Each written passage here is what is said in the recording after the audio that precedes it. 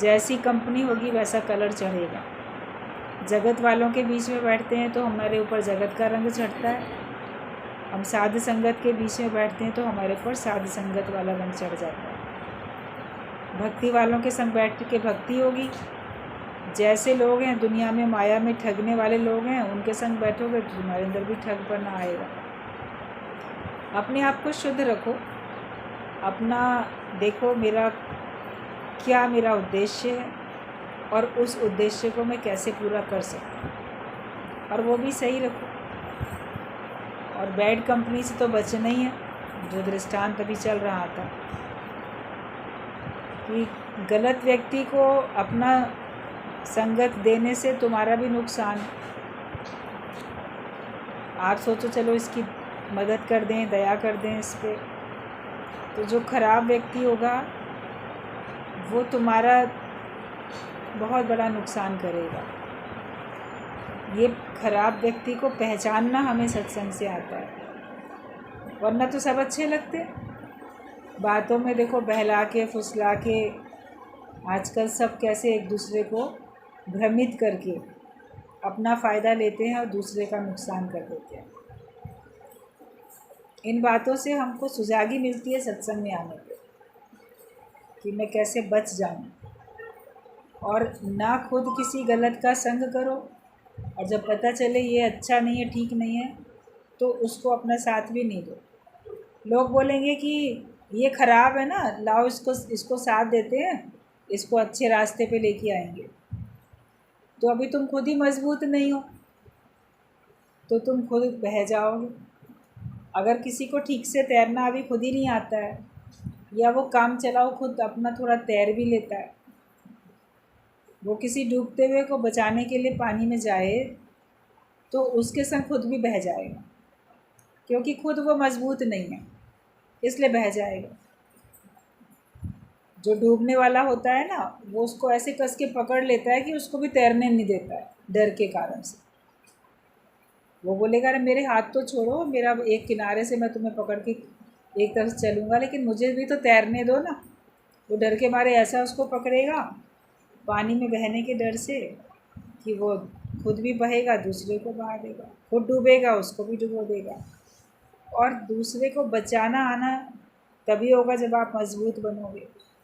तो सोचते हैं कि माया में सब डूबे जा रहे हैं, लाओ हम इन्हें बचाते हैं। मगर ये ध्यान रखना कि उनको बचाने के लिए गए कहीं तुम खुद ही ना डूब जाओ। तो ऐसे लोगों की संगत तुम्हें नहीं करनी है, तुम्हें गुरु का संग करना है। सब पूर्ण रूप से जब तक अपने आप को ब्रह्म ज्ञानी ना बना लें, उस अवस्था में ना पहुंच जाएं, तब तक माया में डूबने के उनके बड़े चांसेस रहते हैं। खुद तो बड़े अच्छे हैं, लेकिन तो भी दूसरे की ख़राब कंपनी में बैठोगे तो तुम्हारे ऊपर असर होगा। उससे भी अपने आप को हमको बचाना चाहिए। और जो दृष्टांत चल रहा था कि उसी को ठगना शुरू कर दिया, जिसने उसको शरण दी उसी को ठगना शुरू कर दिया। अब अपने फेवर में जज को अपने फेवर में देके रिश्वत फैसला करा लिया, और फिर बाद में जज को ही उसने ठेंगा दिखा दिया। उसने कहा था मैं जो हूँ तुम्हारे पूर्वजों से तुमको मिलवा सकता हूँ। तो जब फैसला दे दिया फिर कहता अच्छा अब दिखाओ मेरे पूर्वज कहाँ पर। ले जाके तमाम कीड़े जहाँ पर थे वो कीड़े दिखा दिए, बोले यही है तुम्हारे पूर्वज। अरे ऐसे कैसे? पता जिनका बेटा इतना रिश्वतखोर है तो उसके पूर्वज भी तो ऐसे ही होंगे, तो वो भी तो कीड़े ही बनेंगे ना, कीड़े मकोड़े कौन सी अच्छी होनी में जाएंगे। मतलब ये कि अगर आप गलत करते हो तो लोग आपके पूर्वजों को भी गलत ही समझेंगे। उसने रिश्वत लेके फ़ैसला गलत किया तो लोग यही बोलेंगे ना इसके बड़े बड़े लोग भी ऐसे ही होंगे। अभी कोई आपको पाप करता हुआ दिखता है, अपराध करता हुआ दिखता है, तो फिर आपको लगता है ना इसके घर वालों ने इसे क्या संस्कार दिए होंगे, इसके घर वाले भी ऐसे ही होंगे, इसीलिए ये बच्चा ऐसा बना। चाहे घर वाले बड़े अच्छे हों, लेकिन अगर आप अच्छे नहीं हो तो आपका तो नुकसान होता ही है, लेकिन आपके परिवार वालों की भी बड़ी बदनामी होती है। इसीलिए परिवार वाले टोकते हैं कि ऐसा मत करो जिससे नाम बदनाम हो। मगर गलत संगत में घर वालों की बात तो अच्छी नहीं लगती और बाहर वालों की बात बड़ी अच्छी लगती है, या आपका मन जो सोच लेता है वो अच्छा लगता है। हर एक मन के अधीन है। दिल जो भी कहेगा मानेंगे, नादान बेचारा दिल ही तो है। बड़ा अच्छा लगेगा ये गाना, ये गाएंगे भी कि जो हमारा दिल करेगा हम तो वही करेंगे। तो दिल तुम्हारा पहले तुम ही गा रहे हो कि वो नादान है। तो देखो नादान है तो अच्छी बात करेगा कैसे? ज्ञानवान होगा तभी तो अच्छी बात करेगा। नादान से थोड़ी ना आप उम्मीद करते हो वो ज्ञानियों वाली बात करेगा। मन के चंगुल में आओ नहीं। मन जो भी कहता है, आपका मन अभी ज्ञानवान नहीं हुआ, आपका मन अभी ज्योत स्वरूप नहीं बना। तो इसलिए आप अपने मन की बातों में नहीं आए। सत्संग में आते हैं, गुरु हमसे हमारा धन नहीं मांगता, वो कहता है अपना मन हमें दे दो। सब ओर से मन हटा के हे अर्जुन तू मन मुझ में रख। आपका मन पता नहीं कहाँ कहाँ दौड़ रहा है, जाने क्या क्या चाह रहा है। तो मन को हटाओ हर तरफ से और मन को गुरु के वचनों में लगाओ। जब मन तुम्हारा गुरु के वचनों में जाएगा तब तुमको ज्ञान समझ में आएगा और तब तुम्हारे कर्म भी अच्छे हो जाएंगे, वरना तुम्हारे कर्म हमेशा बुरे होते रहते हैं। तो मन गुरु मांगता है और जो मन दे देता है उसका भला होता है। मन बेचे सतगुरु के पास, तिस सेवक के कारज रास। उसके सारे काम अच्छे होते जाते हैं। जो अपना मन दे देता है कि मन में ये विचार चलता है, मन में वो चलता है, मेरा मन ये कहता है, मेरा मन वो कहता है, गुरु सुनेगा और उसमें कौन सी बात किस तरीके से तुमको व्यवहार में लानी है, क्या काम करना है, क्या काम नहीं करना है, वो आपको बताएगा। फिर उसकी मानोगे तो तुम्हारे सारे बिगड़े काम बनते चले जाएंगे। लेकिन जो मनमुख होते हैं ना, वो मन की सुनते हैं, उनका ध्यान अपने मन की तरफ ही रहता है।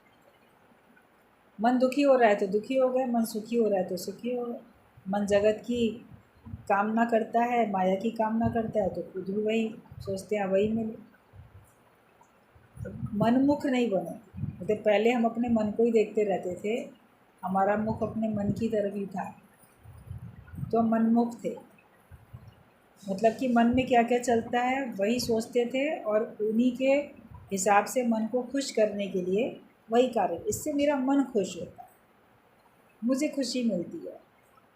लेकिन जब मनमुख के बदले हम गुरुमुख बन जाते, कि गुरु जो है हमारा मन, हमारा मुख गुरु की तरफ हो जाता है। मन की तरफ हमारा मुख है तो हम मनमुख हैं, गुरु की तरफ हमारा मुख है तो हम गुरुमुख हैं। गुरु क्या बोलता है उसको समझो और ये जानो कि गुरु तुम्हारा मित्र है, अच्छे में अच्छा मित्र है, और वो हमेशा हमारे हित की बात करेगा, वो हमेशा हमारे भले की बात करेगा, जिसमें हमारी वास्तव में उन्नति हो वो बात करेगा। और गुरु के पास आके बैठने से हमको सारे सुख भी मिलते हैं, कोई कमी नहीं रहती है। आपको जहाँ जहाँ भी आप देखोगे मन में सुख सोचा होगा, उससे बढ़ के सत्संग में आने पे मिल जाता है और सहज स्वभाव मिलता है, इच्छा भी नहीं करनी पड़ती है, सहज मिलता है। तो गुरु के वचनों को ध्यान से सुनो और प्रेम हो तो गुरु से हो जाए, ज्ञान के वचनों से हो जाए, जिससे कि हम वास्तव में गुरुमुख बने। आज्ञा मानने से ही हम गुरुमुख बनते हैं। जो वो कहता है वो मानते हैं, तब हम गुरुमुख बनते चले जाते हैं, तो हम ज्ञानी भी बनते चले जाते हैं।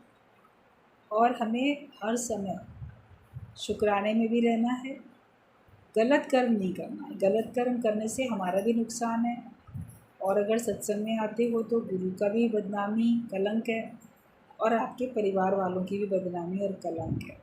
इसलिए अपनी संगत को ज़रूर देखो वो कैसी है। और जब हम संग करेंगे सत्य का, सत्संग में आएंगे, सत्संग मतलब सत्य का संग करना। जब सत्य का संग करते हैं तो हमारे से सब कुछ ठीक ही ठीक होता जाता है, कुछ भी हमारा फिर बिगड़ता नहीं है। शुक्राने में दिन रात तुम्हारी आँखें, तुम्हारा दिल भीगा रहना चाहिए। शुक्राना सबका गाओ, भगवान का, गुरु का, सत्संगियों का, परिवार का, अपने शरीर का, प्रकृति का, सबका शुक्राना गाओ। सबसे तुम्हें कितनी मदद मिल रही है। जो लोग शरीर से स्वस्थ नहीं है तो वो कितने बीमार रहते होके कितने दुखी होते हैं, या कोई अंग उनका नहीं है, हाथ नहीं है, पैर नहीं है, आंखें नहीं है, कुछ कोई भी ऐसे अंग भंग है अगर उनका, तो उनको कितना अधूरापन लगता है। भगवान ने तुम्हें अच्छा शरीर दिया, सर से लेके पैर तक, मान लो आप सही सलामत हो, इस बात का कितना शुक्राना गाओ। आप खाना खाते हो, आपका खाना हज़म हो जाता है, इस बात का शुक्राना गाओ। कई लोगों को खाना ही हज़म नहीं होता, बीमार बीमार रहते, तो अपने शरीर का भी शुक्राना गाओ। और भगवान ने दिया, मनुष्य जीवन भगवान ने दिया, भगवान का शुक्राना करो। इस शरीर की संभाल परिवार में होती है, परिवार वालों का शुक्राना करो। जो बच्चे अनाथालय में रहते हैं तो वो कितना दुख पाते हैं। जो घर में रहने वाले बच्चे हैं उनको अंदाज़ा भी नहीं होता उस बात का कि अनाथालय में रहने वाले बच्चों को कितनी परेशानियों का सामना करना पड़ता है। बहुत दुखी होते हैं वो बच्चे। बाहर से देखने में आता है कि हाँ सरकार इनकी मदद कर रही है, या कोई प्राइवेट कोई अनाथालय है वहाँ पे उनका ध्यान रखा जा रहा है, मगर कभी जाके उनका इंटरव्यू लो, उनसे बात करो, उनका मन पूछो, तो बेचारे दुखी कहते हमारे माँ बाप ही नहीं थे तो चले गए दुनिया से, किसी ने यहाँ डाल दिया, या भटक गए तो चले आए, या कोई छोड़ गया उनको जन्म लेते ही ऐसे, तो मन में एक कष्ट बना रहता है। तो जो अपने घर में रहता है उसको एक भरपूरता रहती है। तो परिवार का भी शुक्राना गाओ, वो हमको सपोर्ट करते हैं, सब हमारा ध्यान रखते हैं। और सत्संग में आते हो, गुरु का शुक्राना मानो कि उसने हमको सही समझ दी। अगर वो सही समझ ना देता तो हम कहाँ कहाँ भटक जाते, न मिलते तुम हमें सतगुरु, न जाने हम कहाँ होते। पता नहीं कौन सी माया में भटक रहे होते। गुरु मिला तो हमको मंजिल भी तो पता चली, सही रास्ता मिला, सही रास्ते पे चल के मंजिल पे पहुंच जाएंगे। इसलिए गुरु के शुक्राने गाओ। और साध संगत, साध संगत हमको हमेशा ऊंचा उठाने की बात करती है। जगत वाले तो फिर भी अपने स्वार्थ के कारण से आपको नीचा गिराने की बात कर सकते हैं, लेकिन साध संगत हमको हमेशा ऊंचा उठाने की बात करेगी। और सब एक दूसरे को देख के कितने खुश होते। अभी रिश्तेदारी में जाओ, ज़रूरी नहीं है वो लोग आपको देख के खुश हो, लेकिन किसी और महफ़िल में जाओ तो ज़रूरी नहीं है कि वो आपको देख के खुश हो जाए। बोलेंगे इसको तो बुलाया भी नहीं था, ये क्यों आ गया, ये लाचारी में बुलाना पड़ा है, ना आए तो अच्छा है, ऐसा भी लोग सोचते हैं। तो सत्संग में आओगे तो कोई सोचेगा इसको तो बुलाया नहीं गया, ये क्यों आ गया, या ये ना आए तो अच्छा है। आपके आने से खुशी होती है। एक एक जो आके बैठता है उसको देख के सब लोग खुश होते हैं। कोई किसी को कुछ 1 रुपया भी दे रहा है, कोई नहीं देता, ना लेन देन का हिसाब किताब ही नहीं है, लेकिन आने से मन प्रसन्न होता है। आपके आने से साधु संगत का मन प्रसन्न होता है, सब आपको आशीर्वाद देते हैं, और सब एक दूसरे के लिए भावना रखते हैं कि सभी ज्ञान में आगे बढ़े। अंदर में ईर्ष्या द्वेष ये सब समाप्त होती जाती है। तो हमें शुक्राने में दिन रात रहना चाहिए कि भगवान ने हमको कितना अच्छा दर दे दिया, कितना अच्छा हमको ये सत्संग मिल गया जहाँ पे हम उन्नति कर सकते हैं, और जहाँ पे हम हर तरह से सुरक्षित है, माया से हर तरह से हम सुरक्षित हैं। सबके लिए प्यार रखो तो भगवान तुम्हारे अंदर प्रकट हो जाएगा। सब सोचते तो हैं कि भगवान हमारे अंदर से कब प्रकट होंगे, लेकिन जब तुम सबके लिए प्यार रखोगे तो भगवान तुम्हारे अंदर से प्रकट हो जाएगा। तुम्हारे अंदर से सबको झलकेगा कि इसके अंदर ना भगवान है। जब सबके लिए आप प्रेम रखोगे, और प्रेम नहीं रखते हो, कुछ और भावनाएं रखते हो, तो लोग बोलेंगे इसके अंदर तो शैतान है, भगवान नहीं है, इसमें शैतान बस रहा। अपने ऊपर है, आप अपने अंदर प्रेम रख के अपने को भगवान बनाओ, या अपने अंदर के भगवान को प्रकट करो, या आप किसी प्रकार का भी विकार अपने अंदर में रखो, कोई दूसरा भाव रखो, तो फिर आपके अंदर का शैतान प्रकट हो जाए। हर एक के अंदर अच्छाई बुराई तो दोनों ही है ना। दैवी संपदा के लक्षण भी हैं तो आसुरी संपदा के लक्षण भी हैं, दोनों ही हैं हर एक के अंदर। प्रकट किसको करते? अच्छे को प्रकट करो तो आप अच्छे कहलाओगे, और अच्छाई प्रकट होगी जब सबसे प्रेम करो। प्रेम नहीं करते तभी तो आपके अंदर में बुराई प्रकट हो जाती है, पड़ी तो पहले से ही थी। जिसके लिए प्रेम होता है उससे कुछ नुकसान हो जाए तो भी आप हंस देते हो, अरे कोई बात नहीं, चलो वो तो होना था हो गया। जिसके लिए प्रेम नहीं है, उसकी छोटी सी भी कोई कमी होगी तो उस पर आप उसको क्रोध करोगे, डांटोगे, डपोगे, तो आपका क्रोध आया। तो प्रेम था तो फिर क्रोध नहीं आएगा, प्रेम नहीं है तो क्रोध आता है या और दूसरे भाव आते। तो हमें अपने अंदर के परमात्मा के प्रेम को बढ़ाना है, और सत्संग में आके गुरु हमारे अंदर में ईश्वरीय प्रेम प्रकट करके देता है। जगत वालों के लिए तो हम लोगों ने प्रेम बहुत रखा, लेकिन भगवान से प्रेम होना चाहिए ये सीखा ही नहीं, ये जाना ही नहीं, तो अब भगवान से भी प्रेम हो जाता।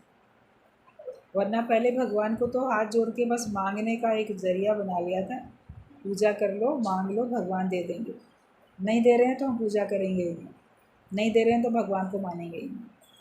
फिर कोई लोग इतने नास्तिक होते हैं, बोलेंगे भगवान क्या करता है, भगवान कुछ होता ही नहीं, हम ही तो कर रहे हैं सब कुछ। ये सोचो कि तुम्हारे अंदर शक्ति किसने दी है, अगर शक्ति नहीं दी होती तो कैसे कर सकते थे। तो हमें सबसे प्रेम रखना है, तभी हमारे अंदर भगवान जो है वो प्रकट हो जाएगा, हमारे अंदर से ही भगवान प्रकट होगा। ये शरीर सब खंबे हैं, उसमें प्रहलाद जैसा विश्वास भगवान प्रकट करा देता। जैसे प्रहलाद के लिए कहा जाता है ना, उसकी इतनी भक्ति थी, भगवान को हर पल हर जगह देखता था, और जब उसके पिता ने जलते हुए गर्म खंबे से उसको कहा तुमको मैं बांध लूँगा इसी में, यदि तो कोई तो बच्चा डर जाएगा, ऐसा लोहे का खंबा लाल हो गया गर्म हो गया, अब उससे अगर बांध देंगे तो कैसे जल के पूरा मरेगा। तो वो कहता है कि भगवान ही सब जगह पर है, वो ही मेरी रक्षा करेगा, लेकिन मैं भगवान की भक्ति नहीं छोड़ूंगा, भगवान का नाम लेना नहीं छोड़ूंगा। तो वो प्रहलाद जो था भगवान को ही ध्यान में रखे था, और बच्चा था छोटा, अभी वो उम्र छोटी थी उसकी, कम उम्र का था। तो भगवान ने सोचा कि ये कहीं डर ना जाए इस खम्बे, जलते हुए लाल खम्बे को देख के, तो भगवान चींटी का रूप बना के आए, और चींटी का रूप बना के उस जलते हुए खम्बे पे चक्कर लगाने लगे। तो वो देखता है एक छोटी सी चींटी इस जलते हुए खम्बे के ऊपर चक्कर लगा रही है, इसका मतलब ये नहीं जली, तभी तो चक्कर लगा रही है, घूम रही है इसके ऊपर, तो मैं कैसे जलूँगा। उसको विश्वास दिलाने के लिए, विश्वास तो पहले ही उसको था, लेकिन और उसको विश्वास दिलाने के लिए, क्योंकि वो कम उम्र बच्चा था। तो कहा जाता है कि जब लाल लाल खम्बे के ऊपर चींटी बन के भगवान ने चक्कर लगाए, तो भगवान तो जले नहीं, चींटी तो जली नहीं, लेकिन चींटी का रंग लाल हो गया। तो उसके बाद से लाल वाले रंग की चींटियाँ भी बन गई, आ गई, वरना चींटियाँ काले रंग की होती थी, मगर लाल चींटी वो उस समय वहाँ बन गई, तो वो एक लाल रंग वाली चींटी आ गई। तो वो डरता ही नहीं है, वो बोलता है कि सब में भगवान है, भले मुझे बांध दो। अब पिता उसको बांधता तो नहीं है, कहता है अच्छा सब में भगवान है तो तेरे खम्बे में भी भगवान है, तो इसमें से प्रकट करके दिखाओ फिर। अगर तुम्हारे अंदर इतनी भक्ति है और कहते हो भगवान है, अगर वास्तव में भगवान है तो तुम कहो इस खम्बे से प्रकट हो जाए भगवान। तो वो कहता है तो सब जगह भगवान, खम्बे में भी है, और अब प्रमाण चाहते हो तो प्रार्थना करता है भगवान अब प्रमाण देना ही पड़ेगा, मुझे तो पता है सब जगह भगवान है, आप हर जगह हो, लेकिन इन लोगों को प्रमाण की ज़रूरत है, आप खम्बे से प्रकट हो जाए। तो देखा बहुत ज़ोर से आवाज़ हुई, वो खम्बा फट गया, लोहे का लाल जलता हुआ खम्बा फटा, और उसके अंदर से भगवान प्रकट हो गए। अब भगवान भी कौन सा रूप बना के आए, नरसिंह अवतार, जो नर भी था और सिंह भी था। आधा मनुष्य का शरीर था उसका, कमर से नीचे का हिस्सा मनुष्य का और उसके ऊपर का हिस्सा सिंह का, शेर का। ऐसा रूप बना के भगवान प्रकट हो गए। लोग तो डर गए, लेकिन भगवान को तो प्रहलाद का जो पिता था हिरण्यकश्यप, उसकी लीला समाप्त करनी थी, अब उसका अंत आ चुका था, इसीलिए ऐसे बातें बनी। तो वो उसको उठा लिया, अपनी गोद में रख लिया उस हिरण्यकश्यप। तो हिरण्यकश्यप सोचता है कि मुझे मार तो कोई सकता ही नहीं। उसने वरदान ले लिया था, पहले भगवान की तपस्या करके वरदान प्राप्त कर लिया, फिर वरदान लेके शक्ति प्राप्त करके दुरुपयोग करने लगा। अमर होने का वरदान मांगा था, लेकिन भगवान ने कहा कि अमर तो किसी को नहीं कर सकते, जो शरीर धारण करके आएगा वो ज़रूर एक दिन मरण को प्राप्त होगा। तो उसने कहा था मैं दिन में भी ना मरूं तो रात में भी ना मरूं। बोला ठीक बात है। बोला ना मैं सब इसमें मरूं, घर के अंदर नहीं मरें तो घर के बाहर नहीं मरें। बोला बहुत अच्छी बात। मैं किसी इंसान से भी ना मरूं, किसी जानवर से भी ना मरूं। बोला बहुत अच्छी बात है, ये भी वरदान तुम्हें दे देती हूँ। उनका मैं इन 12 महीनों में से किसी भी महीने में ना मरूँ। उसको लगा साल भर में 12 महीने होते हैं, मैं किसी भी महीने में ना मरूँ। इस तरह के उसने वरदान मांग लिए और वो हामी भर दी भगवान ने। तो बड़ा आश्वस्त हो गया, 12 महीने में से किसी महीने में मैं नहीं मर सकता, ना मुझे कोई इंसान मार सकता है, ना जानवर मार सकता है, ना मैं दिन में मर सकता हूँ, ना रात में मर सकता हूँ, ना घर के अंदर ना घर के बाहर। अब वो बड़ा पाप करने लगा था, लेकिन भगवान ने फिर लीला की। 12 महीने तो होते थे, मगर उन्होंने एक 13वां महीना बनाया। अभी आजकल भी चल रहा है ना पुरुषोत्तम मास, 13वां महीना, जो हिंदी ज्योतिषी गणना के हिसाब से जो चैत बैसाख जेठ आषाढ़ ये सब 12 महीने होते हैं, तो उसमें 2-3 साल में एक बार एक्स्ट्रा महीना बन के आता है, उसमें एक महीना बढ़ जाता है। इंग्लिश के हिसाब से आप देखोगे वही है, लेकिन उसमें एक महीना ज्योतिष के हिसाब से वो एक्स्ट्रा बढ़ता है। तो वो 12वां उसने मांगा था, 12 महीने में नहीं बने, तो भगवान ने 13वां महीना बना दिया। इसीलिए इस वाले मास की बहुत महानता होती है। भगवान की भक्ति करने के लिए हर दिन अच्छा है, लेकिन विशेष माना जाता है कि ये भगवान के द्वारा विशेष बनाया गया है, आसुरी शक्तियों का अंत करने के लिए, भक्ति को प्रकट करने के लिए। फिर दिन में नहीं तो रात में नहीं मरे, तो शाम का समय चुना भगवान ने। शाम का समय था, उसने कहा था दिन न रात, तो न दिन है न रात। जो संध्या समय होता है शाम का समय, उसमें आप दिन भी नहीं कहोगे, सूरज नहीं ऐसा चमक रहा है, धूप नहीं है, दिन भी नहीं है, रात भी नहीं आई है, अभी अंधेरा भी नहीं है। तो शाम का समय भगवान ने लिया और बोला कि मैं ना घर के अंदर मरूं ना घर के बाहर मरूं। तो भगवान उसको अपनी गोद में लेके नरसिंह रूप में दरवाजे की दहलीज पर बैठ गए। अब ना मैं घर के अंदर हूँ ना मैं घर के बाहर हूँ। और उसने कहा था कि मैं किसी मनुष्य से ना मरूं ना मैं किसी जानवर से मरूं। तो वो नर सिंह था, ना वो नर कह सकते हैं उसको ना पशु कह सकते हैं, दोनों का तो रूप हो गया ना वो। तो उसने दोनों को ऐसा रूप बनाना पड़ा भगवान को कि वो नर भी नहीं कहा जा सकता और पशु भी नहीं कहा जा सकता, तो नरसिंह अवतार हो गया। तो उसने कहा था कि मैं जो हूँ ना धरती पे मरूँ ना आकाश में मरूँ।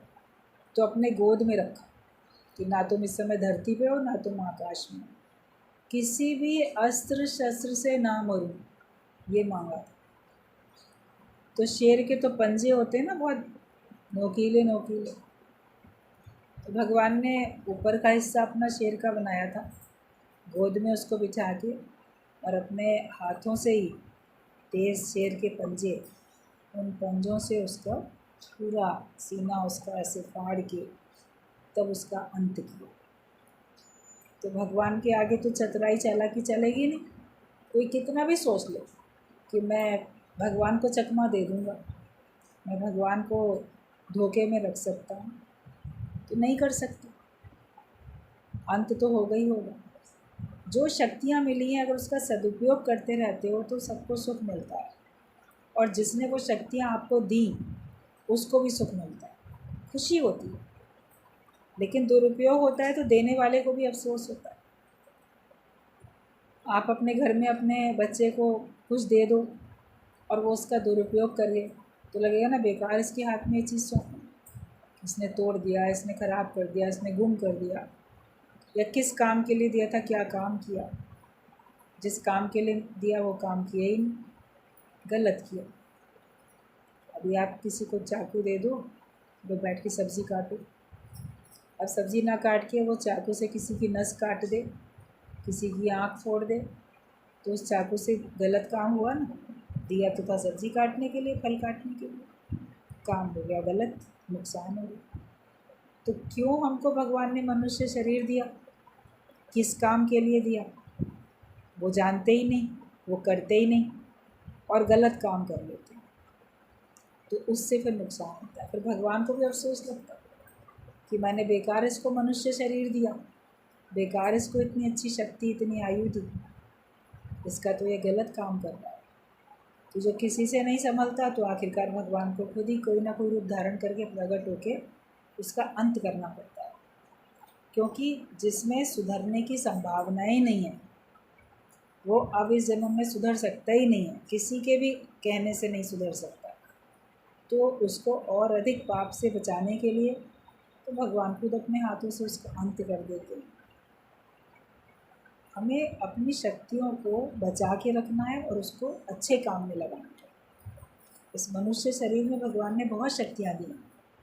मस्तिष्क में कितनी सोचने समझने की शक्ति है, बुद्धि कितनी अच्छी है, क्या से क्या कितने आविष्कार होते हैं, क्या से क्या कर सकते हैं। सारे अपने शरीर में सब में कितनी शक्ति है, उसका हमें सदुपयोग करना है। तो ये शरीर सब खंबे हैं और उसमें प्रहलाद जैसा विश्वास जो होता है तो भगवान प्रकट करा देता है। आपको विश्वास है कि भगवान प्रकट हो सकता है, तो आप बोलोगे हमारे में से भगवान कैसे प्रकट होगा। तो जब जलते हुए खंबे से प्रकट हो सकता है तो तुम्हारे शरीर से भगवान प्रकट क्यों नहीं हो सकता। आपको भी महसूस होगा मेरे अंदर मैं नहीं हूँ, मेरे अंदर भगवान है। औरों को भी देखने में लगेगा इसके अंदर अब ये नहीं है, लेकिन ये तो वैसे बिल्कुल भगवान का भी। तो वो आत्मपद ज्ञानी पा लेता है और फिर वो निर्वासना और निरिच्छा हो जाता है। जो भी दुनिया के विषय रस सुख हैं वो सब तो इंद्र के पास है, तो भी वो इस आत्मपद के लिए तरसता है, क्योंकि उसका सुख कभी ना कभी चला जाए। इंद्रियों के सुख मतलब कि इंद्र आप हो, मन हमारा इंद्र, जो मन अपनी इंद्रियों की सहायता से सुख लेता है। लेकिन ये भी तो पता है कभी ना कभी चला जाएगा, रहेगा थोड़ी। आपका सुख हमेशा नहीं रहेगा, चला जाएगा। जब तक आपकी आंखों में शक्ति, आप देखोगे, आंखों में शक्ति नहीं रहेगी, आप देखना बंद हो जाएगा। कानों में शक्ति ख़त्म हो जाएगी, सुनना बंद हो जाएगा। हाथ पैरों में शक्ति नहीं रहेगी, काम करना, चलना फिरना सब बंद होता जाता है। तो जब तक शक्ति है इसका सदुपयोग भी तो करो। तो इंद्र आदि देवता भी जिस पद के लिए करते सदा ही चाहें, उस आत्म पद को पाके ज्ञानी हुआ निर्वासी, योगी हुआ निर्वासी। तो उस आत्म पद को गुरु हमको देता है, जो देवी देवता भी, इंद्र आदि देवता भी जिस पद के लिए तरसते हैं वो हमें ब्रह्म ज्ञान से मिलता है। तो जो कोई संसार में कोई नहीं कर सकता वो हमारे लिए गुरु करके देता है, और ऐसा सुख देता है जो कभी फिर जाता ही नहीं। ये आत्मपद, ये शांति जिसे एक बार मिल जाए वो उसी में लीन हो जाता है। अति सुखों में भी अगर शांत नहीं हो तो फिर क्या, तो जवाब मिलेगा अपने आत्मपद में नहीं हो। इसलिए किसी के पास बहुत सुख है, अति सुख है, मगर तो भी देखोगे ना वो खुश नहीं है, बाहर से सब कुछ मिला वो खुश नहीं, तो लगेगा इसके पास सब कुछ तो है लेकिन फिर भी ये खुश नहीं रहता, इसके मन में शांति नहीं है। तो उसका कारण क्या है, क्योंकि वो अभी अपने आत्मा में स्थित नहीं है, उसको आत्मपद नहीं मिलती। तो जब ये हम अपने सच्चे स्वरूप में स्थित होते हैं तभी हमको सुख शांति मिलती है, तभी हमको आनंद मिलता है, और हमें अगर एक बार ये आत्मा का आनंद मिल जाता है तो फिर कभी ये आनंद हमारा जाता नहीं। हम हमेशा उसी आत्मानंद में ही, ब्रह्म आनंद में ही हम विचरण करते हैं, उसी में हम रहते हैं। तो ऐसा सुख पाने का यत्न करो जो आए फिर दोबारा आपके पास से जाएगी।